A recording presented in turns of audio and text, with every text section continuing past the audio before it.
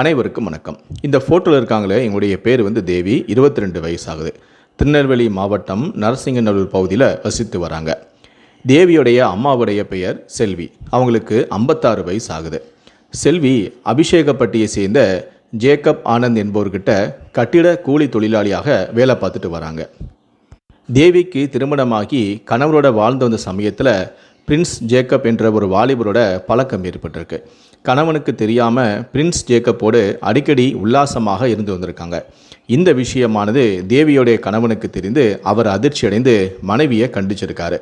இருந்த போதிலும் தேவி தன்னுடைய தகாத உறவை பிரின்ஸ் ஜேக்கப்போட தொடர்ந்துட்டு வந்திருக்காங்க.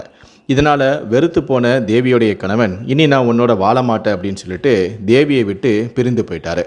கணவன் பிரிந்து சென்ற பிறகுதான் தேவி மீண்டும் தன்னுடைய தாயார் வசித்து வரக்கூடிய நரசிங்கநல்லூர் பகுதிக்கு தாயாரோடையே வசிக்க ஆரம்பிச்சிருக்காங்க. தாய் வேலைக்கு போன பிறகு தன்னுடைய காதலனான பிரின்ஸ் ஜேக்கப்பை வீட்டுக்கு அழைத்து தாயோடைய வீட்டிலும் வைத்து அவனோட தொடர்ந்து உல்லாசமாக இருந்து வந்திருக்காங்க. தாயாருடைய முதலாளி தான் நெல்லை பழையப்பேட்டையை அடுத்த அபிஷேகப்பட்டியை சேர்ந்த ஜேக்கப் ஆனந்தராஜ். இவருக்கு 62 வயசு ஆகுது. இவர் கட்டிட கான்ட்ராக்டராக இருக்கார். இவர் திருநெல்வேலி பேட்டைன்னு சுற்றுவட்டார பகுதிகளில் வீடுகளை கட்டி விற்பனை செய்யக்கூடிய பெரிய தொழிலதிபராக இருந்துட்டு வராரு. இந்த நிலையில தான் தேவியோடைய அம்மாவான செல்விக்கும் அவருடைய முதலாளியான ஜேக்கப் ஆனந்துக்கும் தகாத உறவு இருந்திருக்கு. இதனால் அடிக்கடி இருவரும் தனிமையில் சந்தித்து உல்லாசமாக இருந்துட்டு வந்திருக்காங்க. கட்டிட கான்ட்ராக்டரான ஜேக்கப் ஆனந்துக்கு திருமணமாகி மனைவி மற்றும் 2 குழந்தைகள் இருக்காங்க. இதில் மகனுக்கு திருமணமாகி அவர் வெளியூரில் செட்டில் ஆகிட்டார். மகளுக்கு திருமணம் ஆகிருச்சு. ஆனால் மகளுடைய கணவன் சிங்கப்பூரில் இருக்கிறதால மகள் இவருடைய வசித்து வராங்க. பேர குழந்தைகளை தினமும் காலையில் பள்ளியில் கொண்டு போய் விட்டுட்டு இவர் தன்னுடைய கட்டிட வேலை நடக்கக்கூடிய பணிகளுக்கு சென்று ஆய்வு செய்வதை வழக்கமாக வச்சுருந்திருக்காரு. யாருக்கும் தெரியாமலேயே ஜேக்கப் ஆனந்தராஜ் செல்வியோட தகாத உறவுலையும் இருந்திருக்காரு. இப்படி அடிக்கடி செல்வியோட வீட்டுக்கு தன்னுடைய கள்ளக்காதலை வளர்த்து வந்த ஜேக்கப் ஆனந்தருக்கு திடீரென தன்னுடைய காதலியான செல்வியுடைய 22 வயது மகளான தேவியின் மீது அவருடைய பார்வை விழுந்திருக்கு. திருமணமாகி கணவனை பிரிந்து வாழக்கூடிய தேவியை எப்படியாவது நம்மளுடைய கட்டுப்பாட்டுக்குள்ளே கொண்டு வரணும் அப்படின்னு சொல்லிட்டு ஜேக்கப் ஆனந்தராஜ் வலை வீசியிருக்காரு. அந்த வலையில் தேவியும் இருந்திருக்காங்க. சொல்லப்போனால் தேவிக்கு பணம் தேவை அதிகமாக இருந்திருக்கு. கணவனை பிரிந்து தன்னுடைய தாயார் வீட்டில் வசித்து வந்ததால் அவங்களுக்கு பண தேவை இருந்திருக்கு. இந்த பணத்தை நாம் ஜேக்கப் ஆனந்துக்கிட்ட இருந்து வாங்கிக்கலாம் அப்படின்னு சொல்லிட்டு தேவியும் 60 வயதான ஜேக்கப் ஆனந்தோட தகாத உறவை தொடர ஆரம்பிச்சிருக்காங்க. அடிக்கடி தேவியை ஜேக்கப் ஆனந்த் வெளியே அழைச்சிட்டு சென்று அறையெடுத்து அவரோட உல்லாசமாக இருக்கிறத வழக்கமாக வச்சுக்கிட்டாரு. அப்படி உல்லாசமாக இருக்கும் போதெல்லாம் தேவி கேட்கக்கூடிய பணத்தை கொடுத்துட்டு வந்திருக்காரு. தேவியும் பணத்துக்காக ஜேக்கப் ஆனந்துடனும் தன்னுடைய உடல் தேவைக்காக தன்னுடைய காதலனான பிரின்ஸ் ஜேக்கப்பையும் வீட்டுக்கு அழைத்து உல்லாசமாக இருக்கிறத வழக்கமாக வச்சுருந்துருக்காங்க. தேவி தன்னுடைய இந்த 2 கள்ளக்காதல்களுக்குமே தன்னுடைய ரகசியத்தை தெரியாமல் மெயின்டைன் பண்ணியிருக்காங்க. அதாவது ஜேக்கப் ஆனந்துக்கு தனக்கு தேவிக்கு பிரின்ஸ் ஜேக்கப் என்ற ஒரு கள்ளக்காதலன் இருக்கான் அப்படிங்கிறது தெரியாத மாதிரியும், பிரின்ஸ் ஜேக்கப்புக்கு ஜேக்கப் ஆனந்த் அப்படிங்கிற ஒரு கள்ளக்காதலன் தேவிக்கு இருக்கா அப்படிங்கிற மாதிரியும் 2 பேருக்குமே தன்னுடைய கள்ளக்காதலை பற்றின ரகசியம் தெரியாத அளவுக்கு மெயின்டைன் பண்ணிக்கிட்டே வந்திருக்காங்க. பணத்துக்காக ஜேக்கப் ஆனந்தோடையும் உடல் சுகத்துக்காக இவரோடையும் 2 பேரையும் தொடர்பு வச்சுட்டு இருந்திருக்காங்க. தன்னுடைய தனக்கு பிரின்ஸ் ஜேக்கப் தான் முக்கியம் அப்படிங்கிறதுக்காக தான் கணவனையே தேவி பிரிஞ்சுட்டு வந்திருக்காங்க. இதற்கிடையில் தான் ஒரு நாள் பிரின்ஸ் ஜேக்கப்போட தன்னுடைய வீட்டில் தேவி உல்லாசமாக இருந்த சமயத்தில் தன்னுடைய காதலியான தேவிக்கு சர்ப்ரைஸ் கொடுக்கணும் அப்படின்னு சொல்லிட்டு ஜேக்கப் ஆனந்த் அப்போது அவருடைய வீட்டுக்கு வந்திருக்காரு. ஜேக்கப் ஆனந்த் வீட்டுக்கு வரும்போதே கட்டிட வேலை நடக்கிற இடத்துல சென்று போயிட்டு நான் ஆய்வுக்கு போயிட்டு வரேன் அப்படின்னு சொல்லிட்டு வீட்டில் போய் சொல்லிட்டு தான் தேவியோட உல்லாசமாக இருக்கலாம்னு சொல்லிட்டு அவருடைய வீட்டுக்கு வந்திருக்காரு. ஆனால் அந்த சமயத்தில் தேவி வீட்டில் தன்னுடைய காதலனான பிரின்ஸோட உல்லாசமாக இருந்திருக்காங்க. திடீரென வீட்டுக்கு வந்த ஜேக்கப் ஆனந்தராஜ் பிரின்ஸை பார்த்து அதிர்ச்சி ஆறாரு. இது யார், இவன் யார், என்ன ஏது அப்படின்னு சொல்லி கேட்கும்போது தான் தேவி தன்னுடைய காதலான பிரின்ஸ் ஜேக்கப்புக்கிட்ட பிரின்ஸுக்கிட்ட இந்த ஆனந்தராஜ் என் அம்மாவுடைய முதலாளி, அவர் நான் கணவனை பிரிந்து வந்ததால் அவர் என் மீது ஆசைப்பட்டு என்னை கட்டாயப்படுத்தி என் கூட அடிக்கடி பாலியல் உறவில் ஈடுபட்டு வராரு. இப்போ கூட என்னோட உறவில் இருக்க தான் அவர் வந்திருக்காரு அப்படின்னு சொல்லிட்டு பிரின்ஸுக்கிட்ட ஒரு நாடகத்தை அரங்கேற்றிருக்காங்க. இது தேவியோடைய இந்த ரகசியம் தெரியாத பிரின்ஸும் தன்னுடைய காதலியான தேவி சொல்கிறது தான் உண்மை அப்படின்னு சொல்லிட்டு ஜேக்கப் ஆனந்தராஜோட சண்டைக்கிட்டு இருக்காரு. இவங்க 2 பேருக்குள்ள வாக்குவாதம் முற்றி ஒரு கட்டத்தில் கைகலப்பாக மாறியிருக்கு. அப்போது வாலிபனான பிரின்ஸ் ஜேக்கப் வீட்டில் இருந்த பிளாஸ்டிக் கயிறை எடுத்துகிட்டு வந்து ஆனந்தராஜுடைய கழுத்தை இறுக்கி அவரை கொலை செய்ய முயற்சி பண்ணியிருக்காரு. தேவிக்கு ஜேக்கப் ஆனந்தராஜை விட பிரின்ஸ் ஜேக்கப் தான் தேவை. அவங்களுக்கு பணத்தை விட உடல் சுகம் தான் தேவை. அந்த சுகத்துக்காக தான் கணவனையே விட்டு பிரிந்து வந்திருக்காங்க. இந்த சமயத்தில் தேவிக்கு பிரின்ஸா ஜேக்கப் ஆனந்தராஜ் அப்படின்னு 2 காதலர்களை யார் முக்கியம் அப்படின்னு சொல்லி நிலைமை வரும்போது தேவி பிரின்ஸை தான் வந்து சூஸ் பண்ணியிருக்காங்க.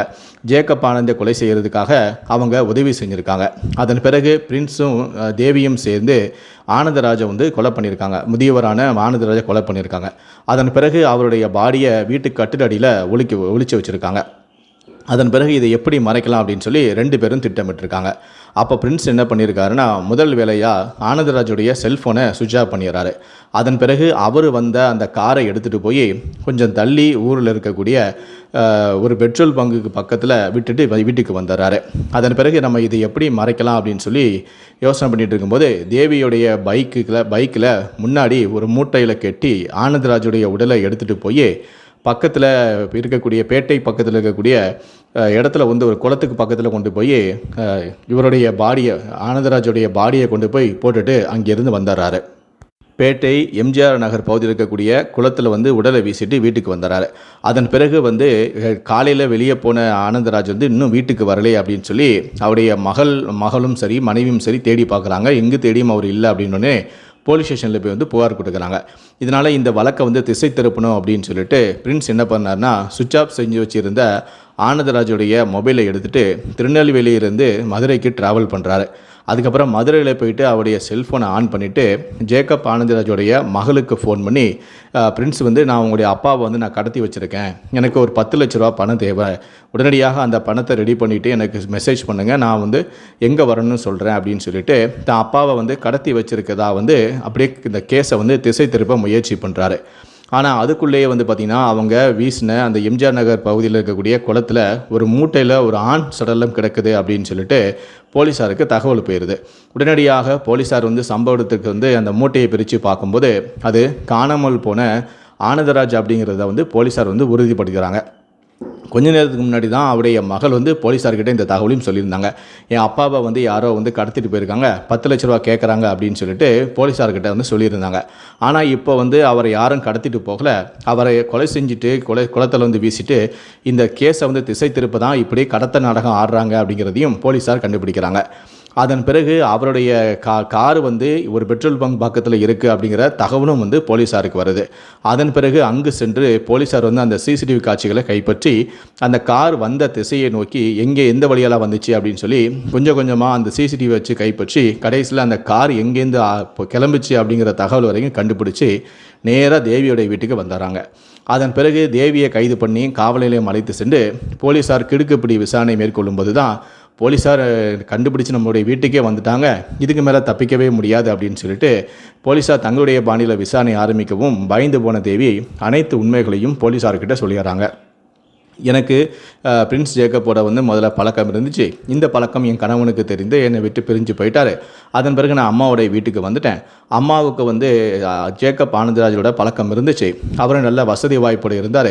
எனக்கும் பணம் தேவை இருந்ததால் நானும் அம்மாவுடைய கள்ளக்காதலோட நானும் ஒரு கள்ளத்தொடர்பை ஏற்படுத்திக்கிட்டேன்.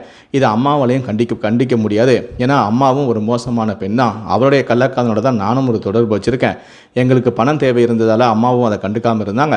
ஆனால் எனக்கு பிரின்ஸ் ஜேக்கப்போடனும் கள்ளத்தொடர்பு இருந்துச்சு. ஒரு நாள் நானும் அவரும் உல்லாசமாக இருக்கும்போது திடீர்னு ஆனந்தராஜ் வீட்டுக்கு வந்து எங்களை கையும் களமாக பிடிச்சி நாங்கள் 2 பேரும் அவர்கிட்ட மாட்டிட்டோம். அப்போ நடந்த ஒரு வாக்குவாதம் வந்து கைகலப்பாக மாறி நாங்கள் அவரை கொலை செஞ்சிட்டோம் அப்படின்னு சொல்லி அனைத்து உண்மைகளையும் வந்து தேவி வாக்குமூலமாக கொடுக்குறாங்க.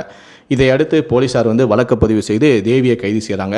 அவங்க கொடுத்த வாக்குமூலத்தின் அடிப்படையில் அவருடைய காதலனான பிரின்ஸ் ஜேக்கப்பையும் போலீஸார் கைது செய்கிறாங்க. இந்த சம்பவமானது திருநெல்வேலியில் பெரும் பரபரப்பையும் அதிர்ச்சியையும் ஏற்படுத்தியிருக்கு.